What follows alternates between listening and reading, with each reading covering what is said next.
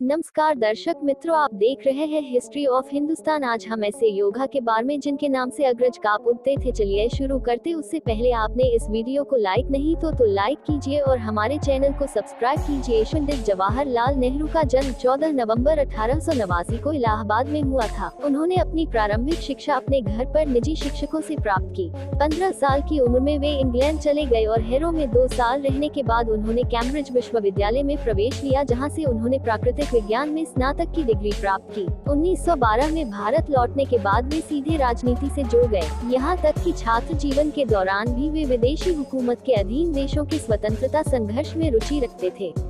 उन्होंने आयरलैंड में हुए सिन्फेन आंदोलन में गहरी रुचि ली थी। उन्हें भारत के स्वतंत्रता संग्राम में अनिवार्य रूप से शामिल होना पड़ा। 1912 में उन्होंने एक प्रतिनिधि के रूप में बांकीपुर सम्मेलन में भाग लिया एवं 1919 में इलाहाबाद के होम रूल लीग के सचिव बने। 1916 में वे महात्मा गांधी से पहली बार मिले, जिनसे वे काफी प्रेरित हुए। उन्होंने 1920 में उत्तर प्रदेश के प्रतापगढ़ जिले में पहले किसान मार्च का आयोजन किया। 1920-22 के असहयोग आंदोलन के सिलसिले में उन्हें 2 बार जेल भी जाना पड़ा। पंडित नेहरू सितंबर 1923 में अखिल भारतीय कांग्रेस कमेटी के महासचिव बने। उन्होंने 1926 में Italy, Switzerland, England, Belgium, Germany एवं रूस का दौरा किया। बेल्जियम में उन्होंने भारतीय राष्ट्रीय कांग्रेस के एक आधिकारिक प्रतिनिधि के रूप में ब्रसल्स में 3 देशों के सम्मेलन में भाग लिया। उन्होंने 1927 में मॉस्को में अक्टूबर समाजवादी क्रांति की 10वीं वर्षगांठ समारोह में भाग लिया। इससे पहले 1926 में मद्रास कांग्रेस में कांग्रेस को आजादी के लक्ष्य के लिए प्रतिबद्ध करने में नेहरू की एक महत्वपूर्ण भूमिका थी।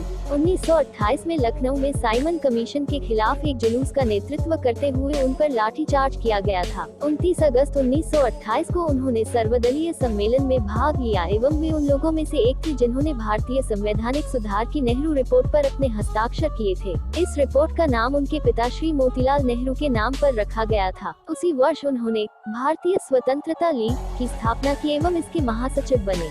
इस लीग का मूल उद्देश्य भारत को ब्रिटिश साम्राज्य से पूर्णतः अलग करना था। 1929 में पंडित नेहरू भारतीय राष्ट्रीय सम्मेलन के लाहौर सत्र के अध्यक्ष चुने गए, जिसका मुख्य लक्ष्य देश के लिए पूर्ण स्वतंत्रता प्राप्त करना था। उन्हें 1930-35 के दौरान नमक सत्याग्रह एवं कांग्रेस के अन्य आंदोलनों के कारण कई बार जेल जाना पड़ा। उन्होंने 14 फरवरी 1935 को अल्मोड़ा जेल में अपनी आत्मकथा का लेखन कार्य पूर्ण किया। रिहाई के बाद वे अपनी बीमार पत्नी को देखने के लिए स्विट्जरलैंड गए एवं उन्होंने फरवरी-मार्च 1936 में लंदन का दौरा किया। उन्होंने जुलाई 1938 में स्पेन का भी दौरा किया, जब वहां गृह युद्ध चल रहा था। द्वितीय विश्व युद्ध शुरू होने से कुछ समय पहले वे चीन के दौरे पर भी गए। पंडित नेहरू ने भारत को युद्ध में भाग लेने के लिए मजबूर करने का विरोध करते हुए व्यक्तिगत सत्याग्रह किया, जिसके कारण 31 अक्टूबर 1940 को उन्हें गिरफ्तार कर लिया गया। उन्हें दिसंबर 1941 में अन्य नेताओं के साथ जेल से मुक्त कर दिया गया। 7 अगस्त 1942 को मुंबई में हुई अखिल भारतीय कांग्रेस कमेटी की बैठक में पंडित नेहरू ने ऐतिहासिक संकल्प भारत छोड़ो को कार्यान्वित करने का लक्ष्य निर्धारित किया। 8 अगस्त 1942 को उन्हें अन्य नेताओं के साथ गिरफ्तार कर अहमदनगर किला ले जाया गया। यह अंतिम मौका था जब उन्हें जेल जाना पड़ा एवं इसी बार उन्हें सबसे लंबे समय तक जेल में समय बिताना पड़ा।